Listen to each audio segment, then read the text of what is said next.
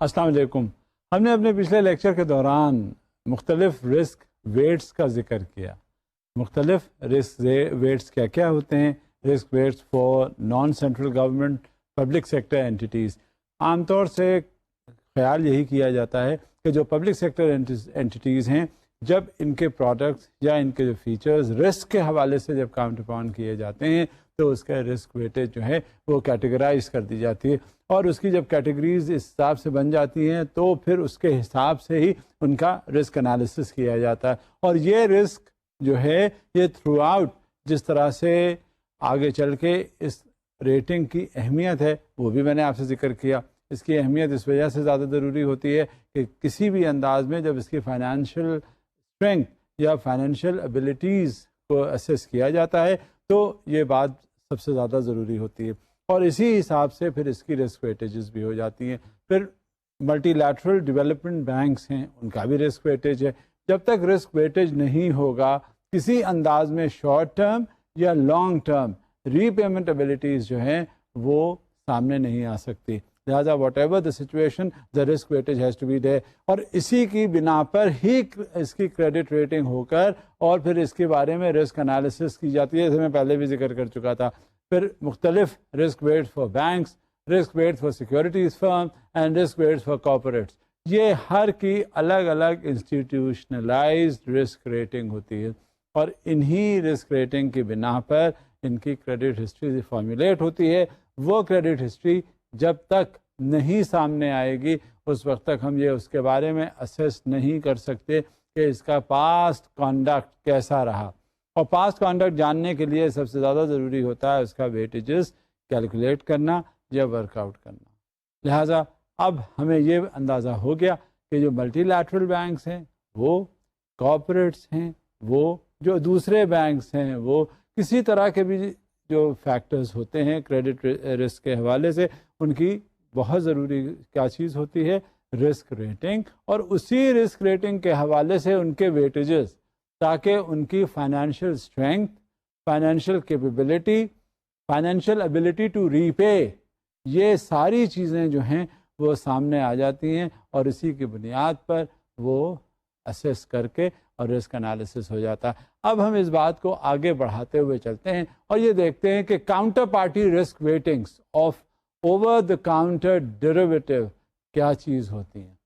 یہ money market میں یا کیپٹل مارکیٹ میں کس قدر اہم رول پلے کرتی ہے، اس کا رسک ویٹیج اور رسک انالیسس کس قدر ضروری ہے. اور جب تک اس کا رسک ویٹیج یا رسک انالیسس نہیں ہوتا تو ہم کیسے کر سکتے ہیں اس کا تخمینہ اندازہ لگا سکتے ہیں کہ یہ ٹریڈنگ اس میں کیا ہے اور ویٹیجز کیا ہیں. اب ایک سلائیڈ ہے جو آپ کے سامنے ہے. As stated in June 1999 consultative paper, the 50% ceiling on counterparty risk weightings of OTC derivative transactions will no longer apply. اچھا، جتنی بات بھی آپ سے میں کر رہا ہوں یہ بیسل II اکارڈ کے حوالے سے ہے.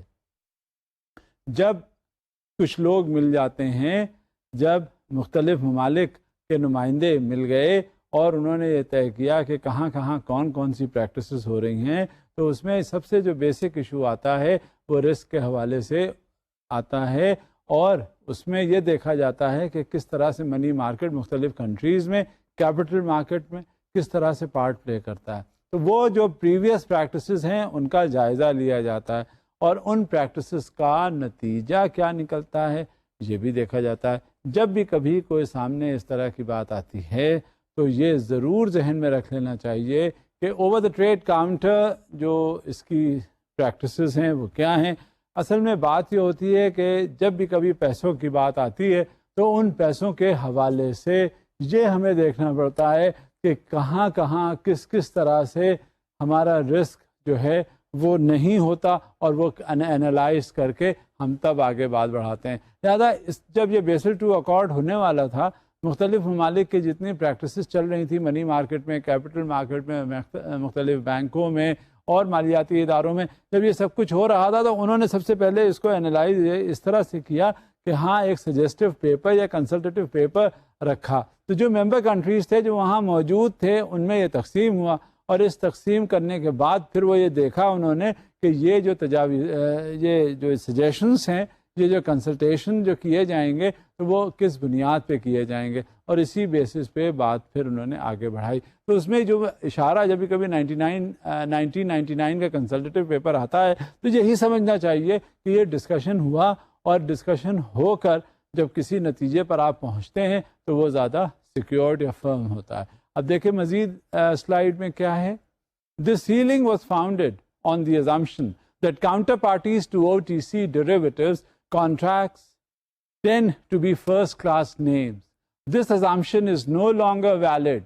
Furthermore, the increased risk sensitivity of the new standardized approach renders the ceiling needless.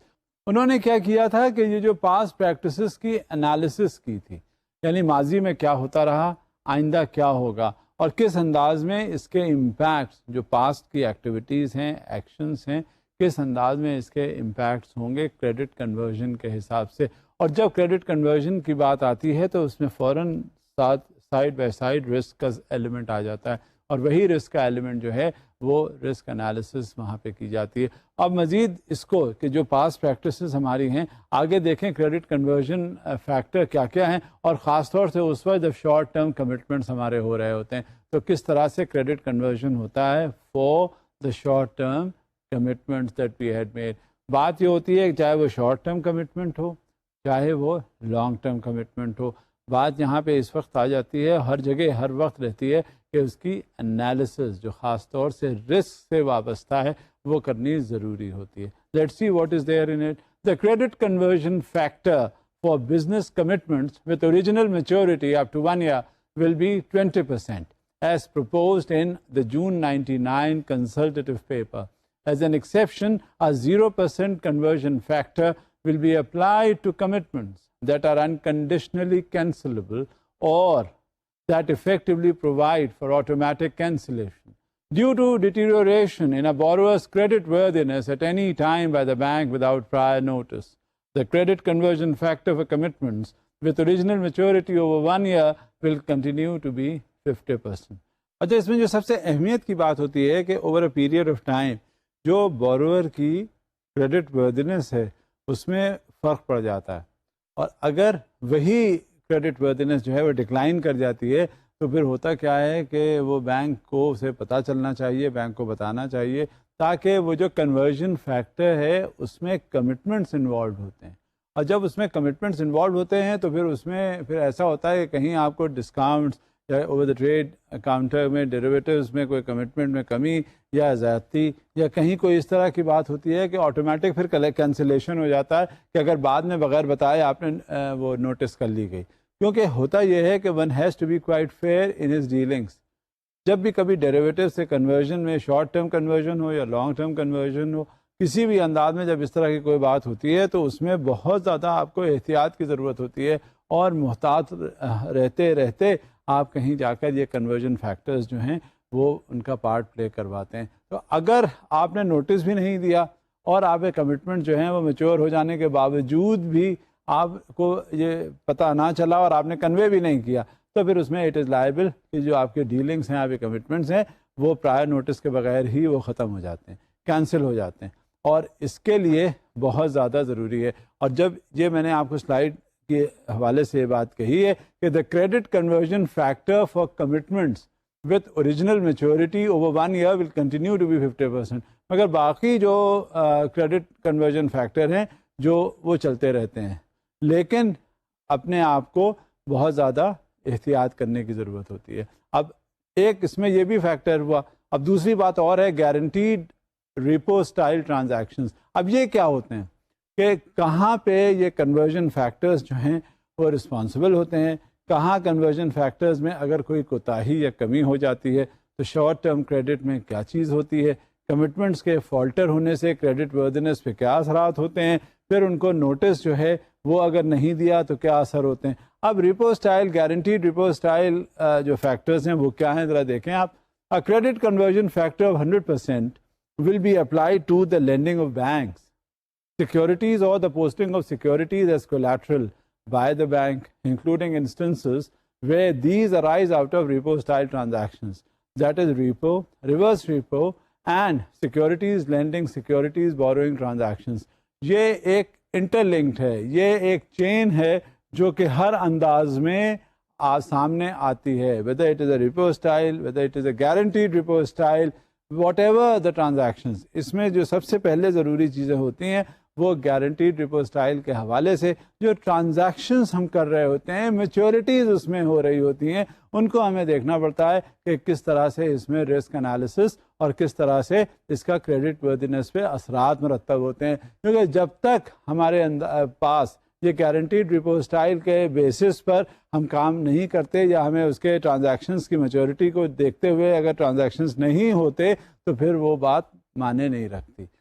Subsequently, where the credit converted exposure is secured by eligible collateral, when banks acting as agents arrange a repo style transaction between a customer and a third party and provide a guarantee to the customer that the third party will perform on its obligations. بات commitment کی ہے, بات risk کی ہے, بات honourable performance کی ہے, بات اس کی ہے کہ جب بھی کبھی کوئی چیز ایسی ہوتی ہے تو اس میں آپ کا پرفارمنس کرائٹیریا کیا ہے. جہاں یہ باتیں آ جاتی ہیں سامنے وہاں سب سے پہلے یہ ہوتا ہے گارنٹیڈ ٹرانزیکشن اور گارنٹیڈ کمٹمنٹ ان دا شارٹ ٹرم اور دا لانگ ٹرم اور اوور دا ٹریڈ کاؤنٹر, اور کس طرح سے اس کی کریڈٹ وردینس افیکٹ ہوتی ہے. کیونکہ ہمیشہ یہ ذہن میں بات ہونی چاہیے کہ جب کبھی بھی کسی کی کریڈٹ وردینس کا کوشچن اٹھ جاتا ہے تو آپ یہ یقین رکھیے گا بینکس یا کوئی بھی فائنینشیل انسٹیٹیوشن ہو اس میں کوئی باجن نہیں کرتا, اس میں کوئی کمپرومائزز نہیں ہوتے, اس میں اس کے اکارڈنگلی بھی ڈیلنگ اور اس کے اکارڈنگلی بھی نیگوسیشنس ہو رہے ہوتے ہیں. اب آگے دیکھیں آپ, then the risk to the banks is the same as if the banks had entered into a repo style transaction as principal. In such circumstances banks would be required to calculate capital requirements as if it were indeed a party to the transaction. Banks کا جو کام ہوتا ہے وہ transaction کے حوالے سے بات ساری ہوتی ہے, اور ٹرانزیکشن کس چیز کا, ٹرانزیکشن پرنسپل اماؤنٹ کا, اور وہ سرکمسٹانسز جس میں وہ لیڈ کر کے اس ٹرانزیکشن کو ورک آؤٹ اور اس کی کریڈٹ انالیسس کرتے ہیں, اس کا رسک انالیسس کرتے ہیں, وہ اس کے کریڈٹ بیہیویئر کے حساب سے کرتے ہیں. اب اس میں مختلف قسم کے ٹرانزیکشنز ہوتے ہیں, اس میں کیا ہوتا ہے کہ ان کی میچورٹیز کا کویشچن آ جاتا ہے, اور یہی میچورٹیز جو ہے وہ ڈٹرمن کرتی ہے کہ کس طرح سے اس کی کریڈٹ وردینس ہے اور نیٹ ورتھ اس کا کس طرح سے ورک آؤٹ کیا جاتا ہے, اس کا جو کولیٹرل ہے وہ دیکھا جاتا ہے, ایڈیکویٹ بیک اپ ہے وہ دیکھا جاتا ہے, اور کس انداز میں اس کو ٹرانزیکشنز کو لیا جاتا ہے.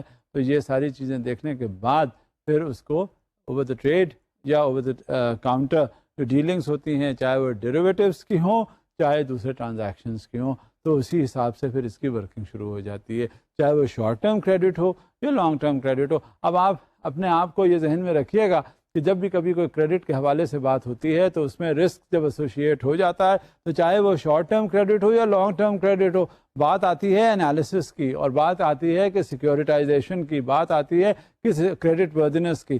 جب یہ ساری چیزیں جو ہیں اکٹھا شامل ہو جاتی ہیں تو پھر اس کی جو ٹرانزیکشنل ویلیوز ہیں وہ ورک آؤٹ کر کے ان پہ نیگوسیشن پاسبل بھی ہو سکتا ہے اور نہیں بھی ہو سکتا. اب مزید دیکھتے ہیں. The committee confirms the view expressed in the June 1999 consultative paper that although maturity is one factor that is relevant in the assessment of the credit risk of a claim, it is difficult to pursue greater precision in differentiating among the maturities of claims within the standardized approach given the broad brush nature of the counterparty risk weighting. اب اس میں کیا ہوتا ہے کہ standardized approach ہوا. Standardise approach میں کیا ہوتا ہے کہ یہ معلوم ہوتا ہے کہ یہ ہوگا یہ ہوگا یہ ہوگا سیٹ پیٹرن کے حساب سے, وہ اس کے حساب سے پھر ورک آؤٹس کر لیے جاتے ہیں. اب ایک آٹومیٹڈ اپروچ جو ہوتا ہے اس آٹومیٹڈ اپروچ میں ہر چیز خود بخود انہیرنٹلی بلٹ ان ہو جاتی ہے, اور جب وہ اس نتیجے پر پہنچتے ہیں تو اپنے آپ ریزلٹس آپ کے سامنے آ جاتے ہیں. تو یہ آپ کو ڈسٹنگوش کر لینا بہت مشکل نہیں ہوتا, اور چاہے وہ آٹومیٹڈ ڈیسیشن میکنگ ہو چاہے وہ اسٹینڈرڈائزڈ ہو یا نان اسٹینڈرڈائزڈ ہو, تو اس میں آپ کو ہر طرح سے رسک انالیسس بہت آسانی سے ان فیکٹرز پہ کر لینی ہوتی ہے, whether it is going to be a guaranteed repo approach or it is going to be an approach otherwise. It has to be streamlined and it has to be worked out as per the specified procedures So this is what is most important and critical. Further on, the standardized approach is designed to be suitable for application by banks of varying degrees of size and sophistication, and the costs of increasing the complexity of the standardized approach are relatively high. اچھا standardised approach کے بارے میں ذکر ہوا تھا، آپ سے پہلے بھی ذکر ہوا، ابھی بھی ہوا اور آئندہ یہ چلتا بھی رہے گا. اس میں کیا ہوتا ہے، جو اسٹینڈرڈائزڈ اپروچ ہوتا ہے اس میں کاسٹ فیکٹر کا اگر کنسیڈریشن ہوتا ہے تو وہ ذرا زیادہ ہو جاتی ہے، چاہے وہ کوئی بھی فائنینشیل انسٹیٹیوشن ہو یا بینکس ہو یا کچھ بھی ہو، کیونکہ اس میں سائز اور سوفسٹیکیشن کے حساب سے یہ ڈٹرمن کر لینا کہ اس میں کیا کون سا فیکٹر انوالوڈ ہے اور اس فیکٹر کے کیا کیا جو اس کے پہلے سے جو اپروچز ہیں ان پہ کیا کاسٹ انکر ہوگی. آپ ان کو اگر ایڈ اپ کریں، ٹوٹل کریں تو اس میں بہت زیادہ خرچہ آ جاتا ہے. اور جب اس بات کو مد نظر رکھا جاتا ہے تو خیر کوئی بات نہیں ہے، تو اسٹینڈرڈائز اپروچ ہے، تو ورک آؤٹ کرنے کے بعد یہ پتہ چل جاتا ہے کہ کتنا کاسٹ کہاں پہ آئے گی اور وہ پھر اس کے حساب سے پھر انالیسس میں آسانی ہوتی ہے. لیکن یہ ضروری ہو جاتا ہے اسٹینڈرڈائز اپروچ، اور اس میں خاص طور سے یہ جو کاسٹ فیکٹر ہے that is to be considered as well and to be kept in mind. Further on, the committee has concluded that in general the benefits of improved risk sensitivity would be outweighed by the costs of greater complexity. Despite its improved risk sensitivity, the new standardized approach remains intentionally simple and broad brush. اچھا ہوتا یہ ہے کہ جب risk analysis ہوتی ہے تو اس میں امپروومنٹ کا سب سے پہلے گنجائش دیکھی جاتی ہے کہ کتنی ہے، اور اس میں چاہے گریٹر کمپلیکسٹی ہو چاہے گریٹر کمپلیکسٹی نہ ہو، منیمل کمپلیکسٹی ہو، اس میں یہ دیکھنا پڑتا ہے کہ کون سی جو اپروچ ہے اس میں کیا کاسٹ فیکٹرز ہیں. یہ کاسٹ فیکٹرز جو ہیں سب سے زیادہ ضروری ہوتے ہیں کہ آپ نے کیا رکھے ہیں اور کیا نہیں. اور یہ اسٹینڈرڈائز اپروچ جو ہے وہ انٹرنیشنلی پریکٹس کی جاتی ہے، اور یہ انٹرنیشنلی پریکٹس کرتے کرتے ہی ہمیں ذہن میں ہمارے آ جاتا ہے کہ یہ اسٹینڈرڈائز اپروچ ہے. اور اس اسٹینڈرڈائز اپروچ کے ساتھ ساتھ ہمیں یہ بھی دیکھنا ہوتا ہے کہ کاسٹ فیکٹر کیا ہے، مگر اس سے ہمیں کوئی فرق نہیں پڑتا. جب اسٹینڈرڈائز اپروچ ہے تو وہ فائنینشیل انسٹیٹیوشن یا وہ بینکس جو ہیں وہ اپنی فائنینشیل ایبلٹی، فائنینشیل کیپیبلٹی جو ہیں وہ ہر انداز میں اس کا اسیسمنٹ کر لیتے ہیں، اور رسک انالیسس اسی انداز میں کی جا رہی ہوتی ہے. اب دیکھیں مزید سلائیڈ آپ کے سامنے ہے. Therefore, the committee will not incorporate a maturity dimension throughout the standardized approach. اب جب کریڈٹ کا ڈیسیشن آتا ہے میچورٹی کے حوالے سے، جب رسک کا فیصلہ ہوتا ہے میچورٹی کے حوالے سے، تو اس میں پھر اسٹینڈرڈائز اپروچ کے بارے میں جب یہ امپلیمنٹ کیا جاتا ہے تو اس میں رسک کا جو ڈائمنشن ہے وہ میچورٹی کے حوالے سے ذرا تھوڑا سا کرٹیل کر دیا جاتا ہے، کیونکہ ہر وقت اسٹینڈرڈائز اپروچ میں کاسٹ فیکٹر کا جب ایلیمنٹ شامل ہو جاتا ہے تو وہ پھر اس میں ہمیں بہت زیادہ محتاط ہونے کی ضرورت ہے. کیونکہ اگر ایک بار کاسٹ ہی بہت زیادہ ایکسیڈ کر گئی، اوور رنس اس کے زیادہ ہو گئے، تو پھر کیا فائدہ ہے ایسی انالیسس کا. لہٰذا ہمیں میچورٹیز کے حوالے سے پھر ہمیں بڑی احتیاطی تدابیر لینی پڑتی ہیں.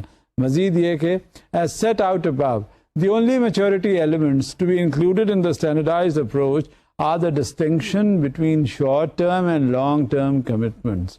اچھا ہوتا یہی ہے، جب میں آپ سے اس کا پہلے بھی ذکر کر رہا تھا کہ جب شارٹ ٹرم اور لانگ ٹرم جو کمٹمنٹس ہیں وہ دیکھے جاتے ہیں اسٹینڈرڈائز اپروچ میں، اور جب یہ اسٹینڈرڈائز اپروچ کے حوالے سے جب بات ہوتی ہے تو یہ ڈسٹنکشن کر لینا بہت ضروری ہوتا ہے، تاکہ اسی حساب سے ایبلٹی. میں گفتگو کے دوران، بات کرنے کے دوران آپ سے میں نے یہ بھی ذکر کیا تھا کہ شروع میں جو وہ کریڈٹ ریٹنگ ہوتی ہے، چاہے وہ شارٹ ٹرم ریٹنگ ہو چاہے وہ لانگ ٹرم ریٹنگ ہو، شارٹ ٹرم ریٹنگ میں میچورٹیز کا عمل دخل ہوتا ہے، لانگ ٹرم ریٹنگ میں بھی میچورٹیز کا ذکر ہوتا ہے. اور اس میں ہوتا کیا ہے کہ آپ کو اس کی استطاعت یا صلاحیت جو ادارہ ہے وہ پتہ چل جاتا ہے. اس کا صلاحیت کس بات کی؟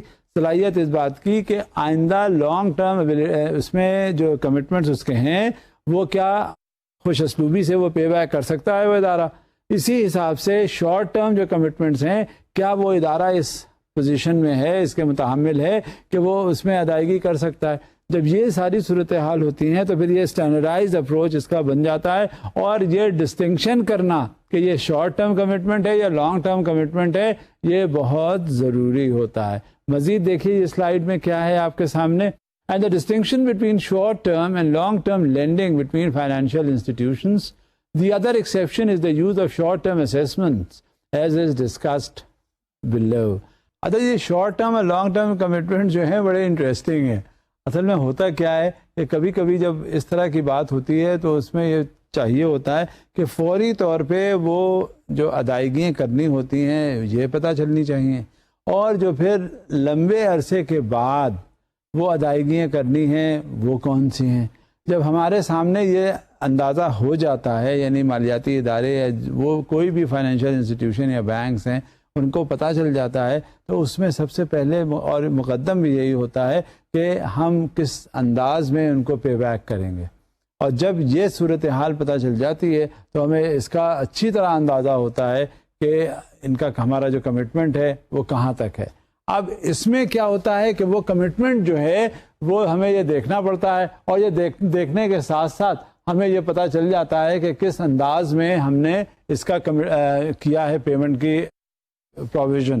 اچھا جب یہ اسٹینڈرڈائزڈ اپروچ کے حوالے سے بات آتی ہے تو ہمیشہ یہ ذہن میں رکھیے گا کہ اس میں جو رسک ویٹیجز ہیں وہ سب سے پہلے سامنے آ جاتے ہیں.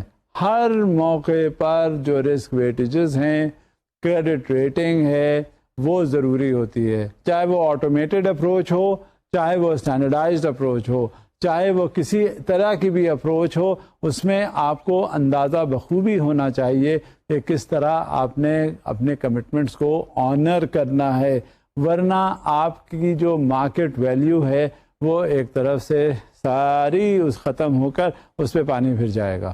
لہٰذا جب کبھی اسیسمنٹ کی بات آتی ہے اور خاص طور سے رسک انالیسس کی بات آتی ہے تو we have to analyse it as per the commitments, whether it is the short term, whether it is the long term.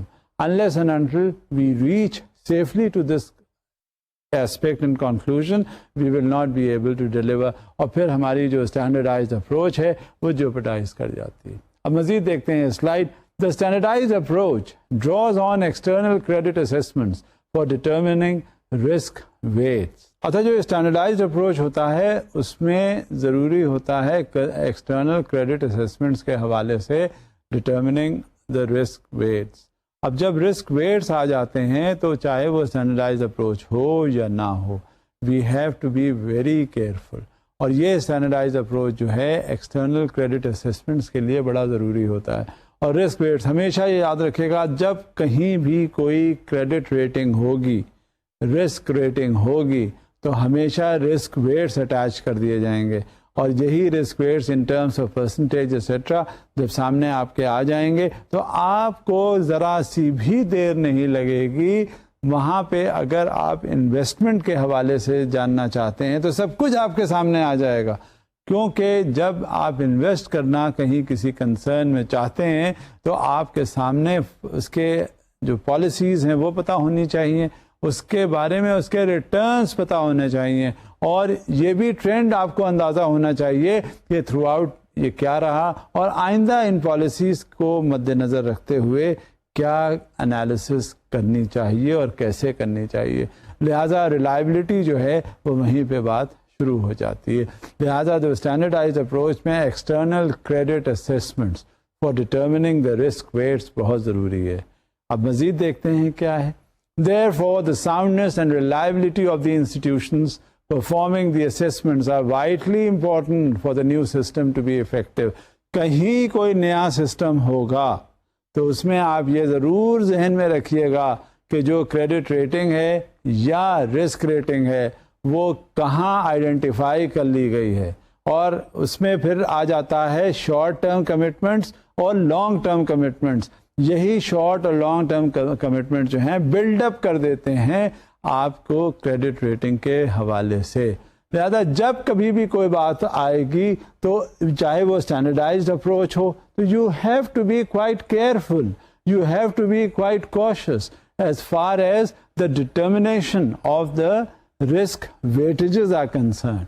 And unless and until credit risk weightages آپ کے سامنے ہیں یا نہیں ہوں گے تو پھر آپ اس پوزیشن میں نہیں ہوں گے کہ آپ بات کو آگے بڑھا سکیں. یہ اسٹینڈرڈائز اپروچ کا بیسک ایلیمنٹ ہے. اب اس کو ہم ریکگنائز کیسے کرتے ہیں اور وہ ریکگنیشن پروسیس ہوتا کیا ہے, کیونکہ جہاں رسک ویٹیجز کی بات آ جاتی ہے, جہاں آپ کا یہ بھی اسٹینڈرڈس کی بات آ جاتی ہے, چاہے وہ اسٹینڈرڈائزڈ اپروچ ہو یا کوئی بھی کسی بھی انداز میں کریڈٹ ریٹنگ کے بارے میں ہو, تو اس کا آپ کو ہمیں کچھ ریکگنائز کرنے کی میتھڈالوجی پتہ ہونی چاہیے کہ کس طرح سے ہم رسک کو اینالائز کریں اور پھر اس کرائٹیریا کو ریکگنائز کیسے کریں. کیونکہ بیسک چیز یہ ہے کہ سامنے آپ کا سب کہہ دیا گیا کہ یہاں یہ رسک ہے, یہاں یہ اس کی کریڈٹ ریٹنگ ہے, یہاں یہ رسک ریٹنگ ہے, یہاں یہ رسک انالیسس ہے. جب یہاں سب کچھ اگر ایسا ہو گیا تو پھر اس کے بعد آپ نے کیا کرنا ہے, ریکگنیشن.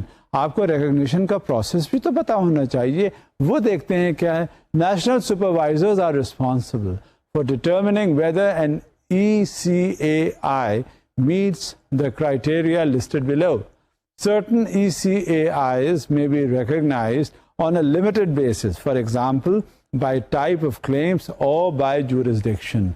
اچھا ہوتا کیا ہے کہ کرائٹیریا معلوم جب ہو جاتا ہے تو اسی حساب سے اس کی کنڈیشنز جو ہیں وہ انالائز کر لی جاتی ہیں, اور لمیٹڈ بیسس پہ اس کا ریکگنیشن اس وقت پتہ چلتا ہے جس وقت سپروائزرز کے پاس کلیمز آتے ہیں اور سپروائزرز کے بعد جورسڈکشن کے حوالے سے امپلیمنٹ ہونے کے لیے ڈیسیشن آتے ہیں. وہاں سے فوری طور پہ اندازہ ہو جاتا ہے کہ یہ لمیٹڈ بیسس پہ کہاں سے کس طرح سے فیکٹرز ریکگنائز کیے جا سکتے ہیں. اور یہ بڑا بیسک ایلیمنٹ ہوتا ہے کہ جس وقت وہ پہنچا سپروائزر کے پاس ڈیسیشن کے لیے, سپروائزر کے پاس رسک انالیسس کے لیے, سپروائزر کے بعد اس کی type of analysis, type of claim اور کس طرح کا جورسڈکشن ہے, تو اس کے حساب سے بھی پروسیڈ وتھ کرتا ہے. اب مزید دیکھتے ہیں. Some supervisors may choose to disclose a list of all recognised ECAIs plus any restrictions which may apply to the use of particular agencies for certain types of exposures. اب یہ مختلف قسم کی کیٹیگریز ہوتی ہیں, فائنینشیل کیٹیگریز, کریڈٹ ریٹنگز ان کے بارے میں کی جاتی ہے. تو جب تک اس کا کرائٹیریا جو ہے وہ بڑا اسٹیبل قسم کا نہیں ہوگا, اس وقت تک ہم اس پوزیشن میں نہیں ہو سکتے کہ اس انسٹیٹیوشن کی کریڈٹ ریٹنگ کریں. اور جب کریڈٹ ریٹنگ ہوگی, کیونکہ یہ لمیٹڈ اسکیل پہ یہ ریکگنیشن کے جو فیکٹرز ہیں وہ پارٹ پلے کر رہے ہوتے ہیں, اور یہ اس وقت پارٹ پلے کرتے ہیں جب واقعی کوئی کلیم آتا ہے کہ بھائی یہ رسک انالیسس اس کا کر لیا گیا اور اس میں رسک انالیسس میں یہ شارٹ فالس ہوئے, کمٹمنٹس آنر کرنے کی بات یہ ہے, یہ شارٹ ٹرم کمٹمنٹس ہیں, یہ لانگ ٹرم کمٹمنٹس ہیں. جب ایکچولی کلیم فائل کیا گیا اس انسٹیٹیوشن میں اس پرٹیکولر سپروائزر کے سامنے, تو اسے جورسڈکشن کا پتہ چلا کہ آیا کہ وہ اس پوزیشن میں ہے کہ وہ آنر کر سکے یا نہیں, آیا کہ وہ اس پوزیشن میں ہے کہ وہ واقعی رسکی ہے وہ جو کلیم فائل کیا گیا ہے. تو یہ اس وقت اندازہ ہوتا ہے, اس وقت پتہ چلتا ہے جس وقت کلیمز اس کے سامنے آتے ہیں. اور مزید دیکھتے ہیں یہ سپروائزری پروسیس اور کیا کہتا ہے. The supervisory process for recognizing ECAIs should be made public to avoid unnecessary barriers to entry. اب یہ جو سپروائزری ایلیمنٹ ہوتا ہے, دیکھیں ایک بات میں آپ کو بتا دوں, جو فرنٹ لائنرز ہیں نا وہ اتنا پارٹ پلے کر رہے ہوتے ہیں, لیکن جو supervisor at the back up ہوتے ہیں وہ اپنا بہت فعال قسم کا رول جو ہے پلے کرتے ہیں. یہ بڑا افیکٹو انداز میں پلے کرنا ہوتا ہے, ورنہ اگر ایک بار فرنٹ لائنر جو ہے کہیں فالٹر کرے تو it is always the supervisor who comes to the rescue, and in order to assess, in order to streamline, in order to analyse کہ وہ کیا ایکٹیویٹیز اور کیا ایکشنز ہو رہے ہیں. اور ورنہ اگر یہ نہیں ہوگا تو there will be certain barriers to the entry, کیونکہ میجر رول جو پارٹ پلے ہو رہا ہے وہ سپروائزر کے بہاف پہ ہو رہا ہے. تو supervisor should be very competent when the jurisdictional issues or the ratings issue or any kind of an issue relating to the settlement of the claims comes in front of him. Further on, supervisors will have to gain experience in reviewing and recognizing rating agencies in the credit risk area. Supervisors کو چاہیے جب وہ کام کرتے ہیں, اپنا role play کرتے ہیں, تو رسک ریٹنگ ایجنسیز کو سب سے پہلے وہ متحمل ہوں ریکگنائز کرنے کے کہ یہ رسک ریٹنگ ایجنسی ہے, اس نے یہ ریٹنگ کی ہے اور کس بیسس پر کی ہے, کیا بنیاد ہے رسک ریٹنگ کی. جب یہ وہ کر سکتے ہیں تو اس کے بعد پھر آگے بات بڑھتی ہے, اور اسی کے حساب سے وہ آئیڈینٹیفائی کر لیتے ہیں کہ یہ کریڈٹ رسک ایریا ہے, اور جب تک یہ سپروائزری رول میں کریڈٹ رسک ایریا جو ہے آئیڈینٹیفائی نہیں ہوتا اس وقت تک کوئی بھی کلیم جو ہے وہ کاؤنٹر پہ یا ادروائز بھی سیٹلڈ نہیں کیا جا سکتا. The committee thus recognizes the importance for supervisors of sharing their experiences with the use of credit ratings and continuing dialogue with market participants. اب یہ نہیں ہے کہ اکیلے انڈیپینڈنٹلی جو بھی ڈیسیژن لینا ہے وہ لے لیا. یہ بھی نہیں ہے کہ جو فیصلہ آیا جو کرنا ہوا وہ ذہن میں جو بات آئی وہ فیصلہ کیا اور اس سے ہم بری ذمہ ہو گئے. جب کبھی ایسی کوئی سچویشن ہوتی ہے تو یہ بات جو ہے وہ سامنے نہیں کی جاتی اور نہ یہ کرنی چاہیے. سپروائزر کا جو کام ہوتا ہے اس میں اتنی ایکسپرٹیز ہونی چاہیے کہ جب کبھی کوئی کریڈٹ ریٹنگ کے حوالے سے کوئی ایشو آئے کوئی بات آئے تو امیڈیٹلی وہ اس نتیجے پر پہنچ جائے کہ یہاں کس میں کتنا رسک انوالوڈ ہے. اور جیسے ہی اس میں رسک کا ایلیمنٹ یا رسک کے فیچرز آ جاتے ہیں اس میں سب سے زیادہ ضروری ہوتا ہے کہ کس طرح سے ان فیچرز کو کانٹیکٹ کریں. اور یہ رول سپروائزر کا ہوتا ہے تاکہ وہ رسک اچھی طرح سے اینالائز کر سکے. Whatever the situation the supervisor plays a very important role in understanding, in analyzing, in realizing what the claims are and how can he go further as far as the fulfillment and the settlement of those claims are in line with the credit ratings and the risk analysis which has been carried out. Now you see for yourself that as far as the risk analysis is concerned and as far as the credit risk rating is concerned, the immense importance is attached with the role of the supervisor. The claim as well as whatever the objectivity in the decisions are has to be kept in mind. And now I will be discussing with you the objectivity of the supervisor.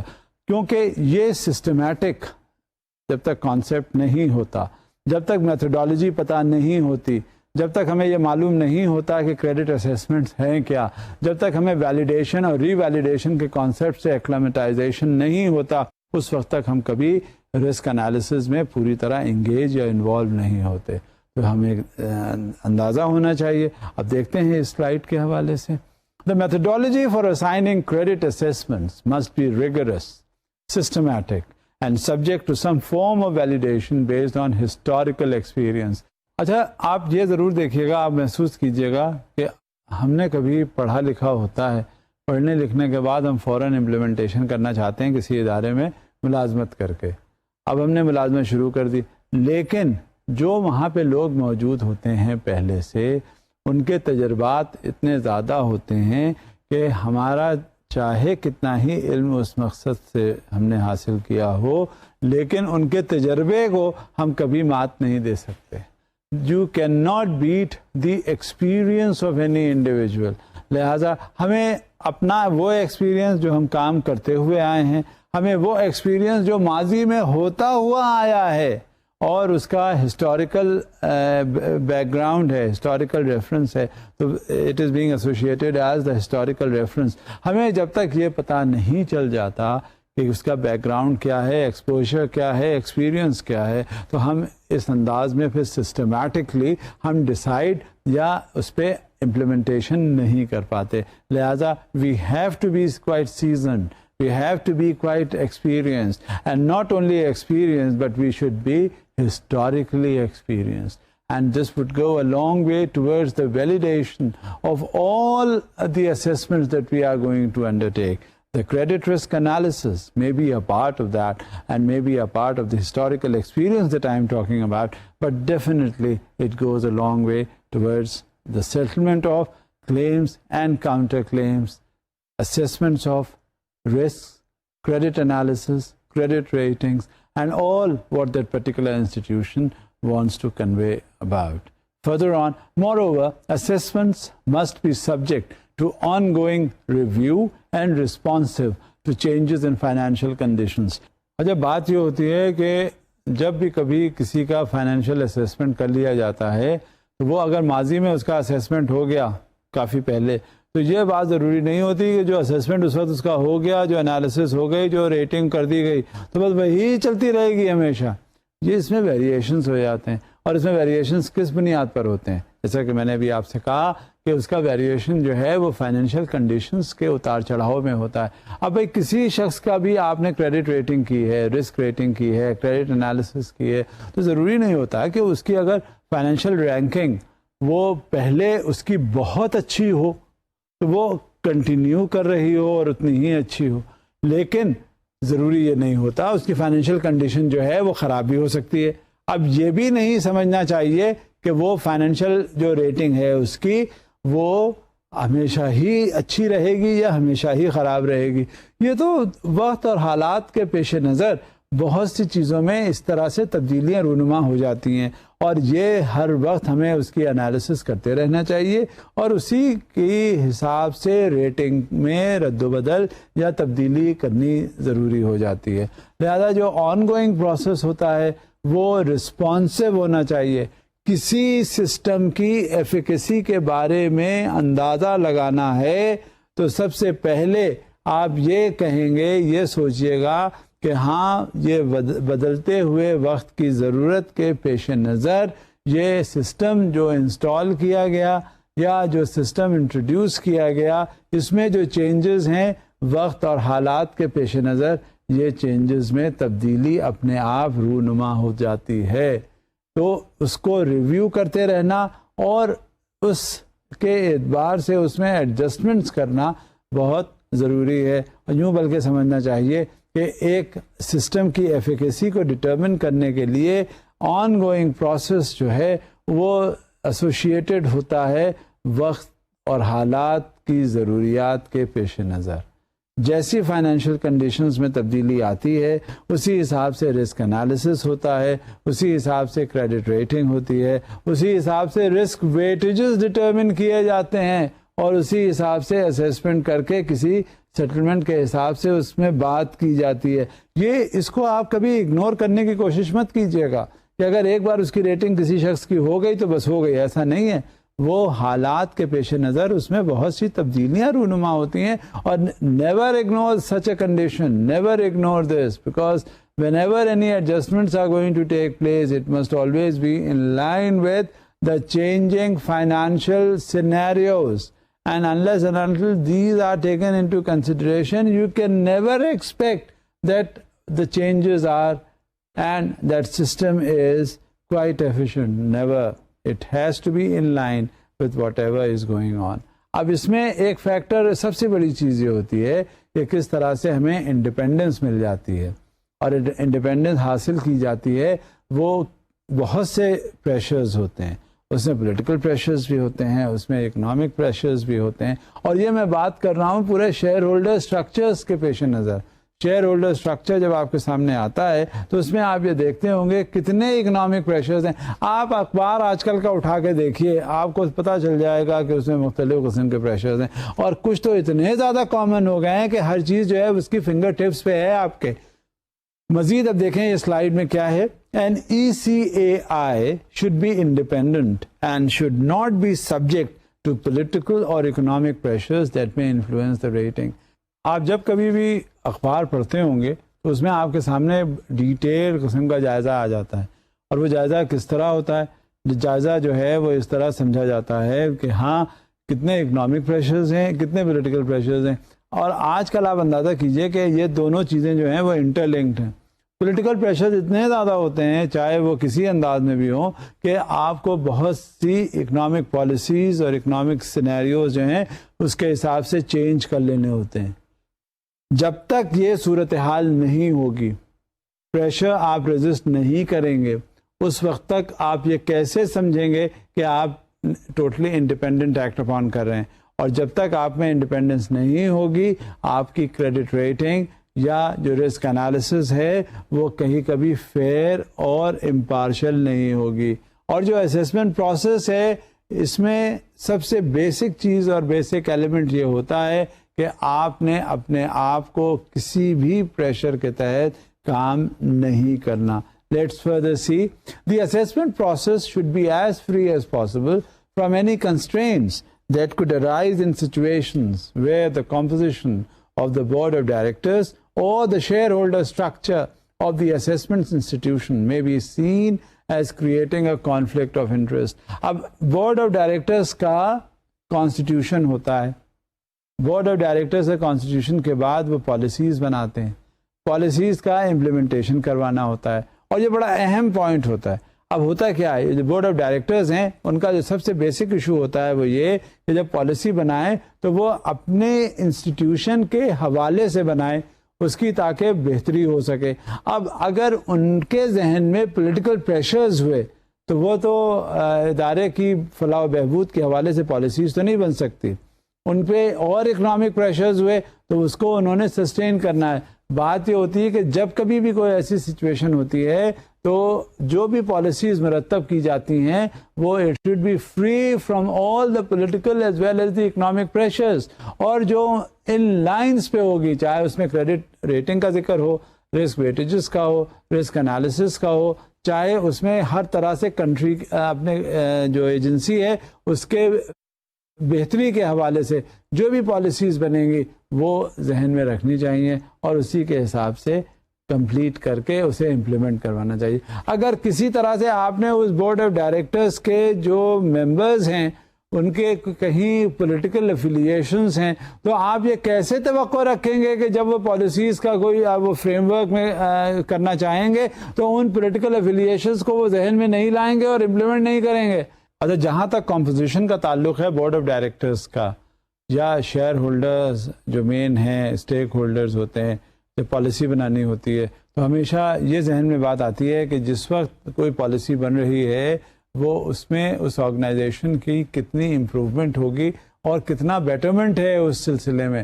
لیکن کیونکہ برعکس اس کے ایک ایسا scenario لیجئے, ایک ایسی situation لیجئے کہ جہاں اگر وہ پالیسی بنتی ہے اور وہ ممبرز جو ہیں بورڈ آف ڈائریکٹرز میں اگر ان کے پولیٹیکل افیلیشنز ہیں, پولیٹیکل افیلیشنز ہونا کوئی بری بات نہیں ہے, لیکن اگر وہ اس انداز میں سوچیں گے کہ ہاں اگر ہم جو بھی پالیسی بنائیں گے اس میں پالیٹکس کا عمل دخل ہوگا, اور جب کبھی بھی کوئی بات آئے گی تو اس سے جو ان کے ایسوسیشنز ہیں, جو افیلیشنز ہیں, ان کا پروموشن ہوگا, تو پھر وہ ادارہ چل سکا. ادارہ کبھی بھی نہیں آگے بڑھے گا, ادارے میں ہمیشہ خامیاں آئیں گی, کیونکہ جب کبھی بھی کوئی بات ہوگی تو پولیٹیکل افیلیشنز کے آگے سے بات ہوگی. لہذا جو composition of the board of directors ہیں ان میں جو سب سے زیادہ جو ضروری چیز ہوتی ہے وہ یہ ہوتی ہے کہ جو بھی کبھی اس کے ایسوسیشنز ہوں تو it should be free from all political affiliations, and especially when it comes to the analysis, when it comes to the creation of business opportunities, when it comes to the implementation of the policies of the organization, it should be free from all the political pressures. اچھا, یہی نہیں کہ صرف political pressures ہیں جس کی وجہ سے یہ اس میں ڈسٹورشنز پیدا ہو جاتے ہیں اکنامک پالیسیز کے حوالے سے, بلکہ اکنامک پریشرز بھی ہوتے ہیں. اب یہ اکنامک پریشرز جو ہیں وہ ایسے پریشرز نہ ہوں جس سے ادارہ جو ہے وہ خطرے میں پڑ جائے. لہٰذا ہمیں یہ بھی دیکھنا پڑتا ہے کہ what are those economic pressures. ہمیں ہر طرح سے دیکھنا پڑتا ہے کہ ہمیں بجٹنگ اس کی کیسی کرنی ہے, ہمیں یہ بھی دیکھنا پڑتا ہے کہ اور ہمارے اکنامک کنسٹرینٹس کیا ہیں, ہمیں یہ بھی دیکھنا پڑتا ہے کہ ہماری جو HR پالیسیز ہیں وہ کیا ہیں, ہمیں یہ بھی دیکھنا پڑتا ہے کہ اگر ہم کچھ بھی کرنے چلیں گے امپلیمنٹیشن, اس کا امپیکٹ جو ہے وہ لانگ ٹرم کیا ہوگا اور شارٹ ٹرم کیا ہوگا. ہمارا جب انالیسس ہوتا ہے, چاہے اس کی کریڈٹ ریٹنگ ہو, چاہے وہ رسک ویٹیجز ہوں, چاہے وہ رسک کی کوئی بھی انداز میں انالیسس کی جا رہی ہو, تو جب یہ ساری صورتحال سامنے آتی ہیں تب کوئی پالیسی بنتی ہے اور اس کا امپلیمنٹیشن ہوتا ہے. یاد رکھیے گا کہ میں نے آپ سے اس سلسلے میں پہلے بھی بات کہی تھی, اور پہلے وہ کہا تھا کہ جب کبھی بھی کوئی بات ہو تو رسک ویٹیجز کا پرائمری کنسرن ہوتا ہے اور اسی کے حساب سے ہمیں موو اباؤٹ کرنا پڑتا ہے. لہذا یہ بیسک فیکٹر ہے composition of stake holders area. جو بورڈ آف ڈائریکٹرز ہیں اس میں ہمیں سب سے زیادہ ضرورت اس بات کی ہوتی ہے کہ یہ کون ہے اسٹیک ہولڈرز, ان کے پولیٹیکل افیلیشنز کیا ہیں اور ان کو کس طرح سے موو اباؤٹ کرنا ہے. لہذا this is something very important. And further on we should see another slide. The individual assessments should be available to both domestic and foreign institutions with legitimate interests and at equivalent terms. In addition, the general methodology used by the ECAI should be publicly available. The individual assessment जिसका मैं जिक्र आपसे कर रहा था, ये चाहे वो डोमेस्टिक एजेंसीज हों, चाहे वो बाहर की कंपनीज हों, हमारे इंस्टीट्यूशंस हों या बाहर के इंस्टीट्यूशंस हों, इसमें सबके इंटरेस्ट्स होते हैं. बात ये होती है कि जो सबके इंटरेस्ट होते हैं वो किस तरह के होते हैं. जो लोकल कंपोनेंट्स हैं, जो इन्वेस्टर्स हैं, उनका भी इंटरेस्ट होता है. बाहर वाला जो है उसने इन्वेस्ट किया होता है, उसका भी इंटरेस्ट होता है.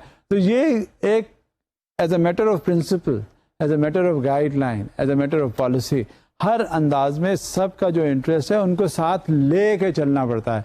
ऐसा नहीं होता कि जब कभी बिजनेस पार्टनरशिप हो रही होती है, बड़े बड़े MOU साइन हो रहे होते हैं, फॉरेन इन्वेस्टमेंट अट्रैक्ट हो रहा होता है, उनके मेंबर्स आते हैं बोर्ड ऑफ डायरेक्टर्स के, फॉरेन एजेंसीज के, फॉरेन ऑर्गेनाइजेशंस के, वो यहाँ पे बोर्ड ऑफ डायरेक्टर्स के मेंबर्स होते हैं, यहाँ लोकल जो होते हैं वो भी बोर्ड ऑफ डायरेक्टर्स के मेंबर होते हैं.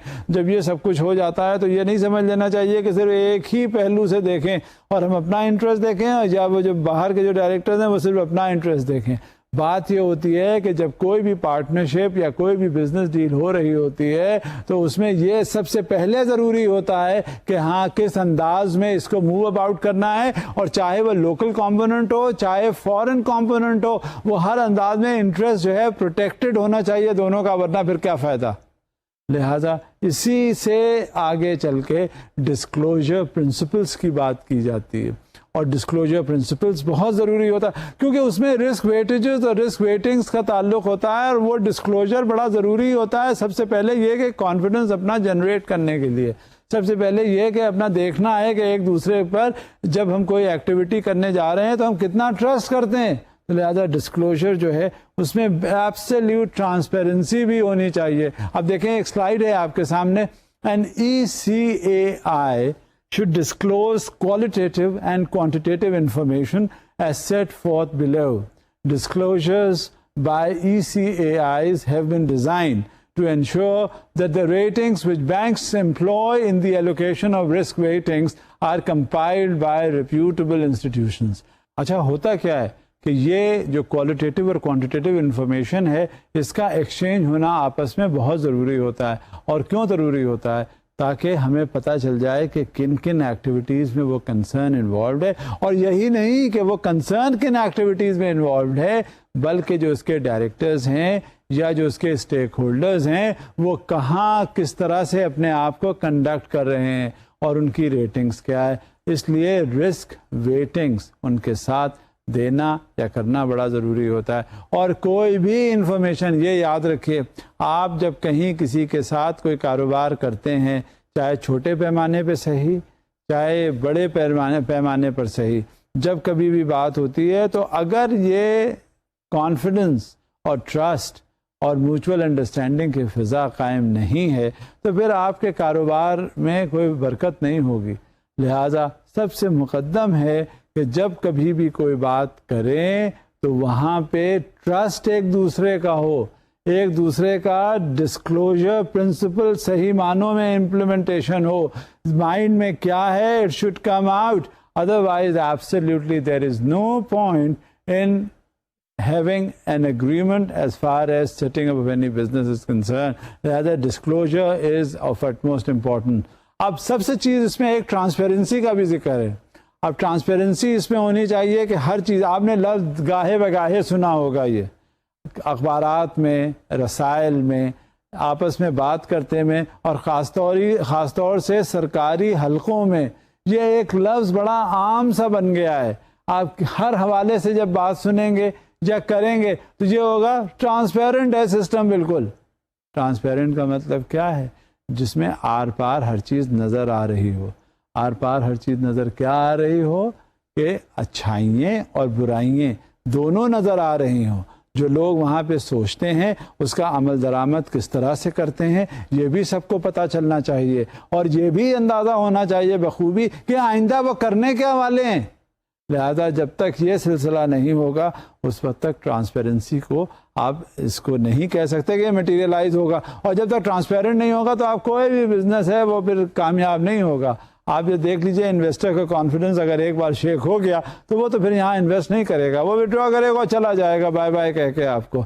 لہذا جب کبھی بھی کوئی بات ہو تو you have to have that disclosure principle in mind, and it has to be implemented qualitatively and quantitatively with effective medium of transparency. Unless and until the entire system is transparent, you cannot afford to install any system here in the country or anywhere, or set up any kind of a business. Now, let's see what the slide says further. For institutions which may give more favorable assessments, leading to misleading indicators of risk exposures and the potential for inadequate capital requirements. Furthermore, such disclosures will underpin the comparability of disclosures across banks. As I was discussing with you, کہ یہ جو institutions ہوتے ہیں favorable assessment جب کرتے ہیں تو they should come up with the reason, they should come up with the logic, and especially the risk exposures should be immediately spelled out. There should be an absolute transparency in the decision, in the assessment, in the credit risk ratings, in the risk analysis and the risk weightages as well. جب تک یہ ساری چیزیں اکٹھا نہیں ہوں گی اس وقت تک آپ یہ سمجھ لیجئے کہ ڈسکلوجر پرنسپل اب اگر اڈاپٹ نہیں ہوا اور اگر ان ساری چیزوں کو ٹرانسپیرنٹ نہیں بنایا گیا تو کیا ہوگا؟ Nobody is going to accept whatever you are going to say. And once that investors' confidence is shaken, just don't for a minute think or understand that you are going to be deeply involved in any kind of a business transaction, because this is not possible. Unless and until the entire setup is transparent, as has been discussed here in this conversation, in this dialogue, in this discussions with you, you just for a minute do not think that you are going to attract investments. Therefore, during all this process, the transparency in line with the disclosure principle is the need of the hour. Now, during this discussion that we had just now, what we discussed was the counterparty risk weightings of OTC derivatives, credit conversion factor on the short-term commitments, or it could be the long-term commitments. Then the guaranteed repo-style transactions were discussed with you, and of course the maturity of the transactions, the maturity of the deal, and with it was the external credit assessment. The recognition process, کس چیز کا recognition process بھلا؟ External credit assessment کا. جہاں internally ہم کہیں assess نہیں کر سکے یا ہم نہیں کر پاتے, and in order to have a further transparency in it, we should go in for an external credit assessment. Now, the recognition process is there also.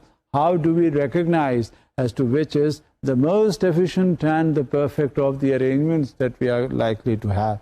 And of course, with it, the objectivity. The objectivity consists of two valid reasons. Number one, it is the disclosure. Number two, it is the transparency. Transparency has to be exercised every now and then at every place.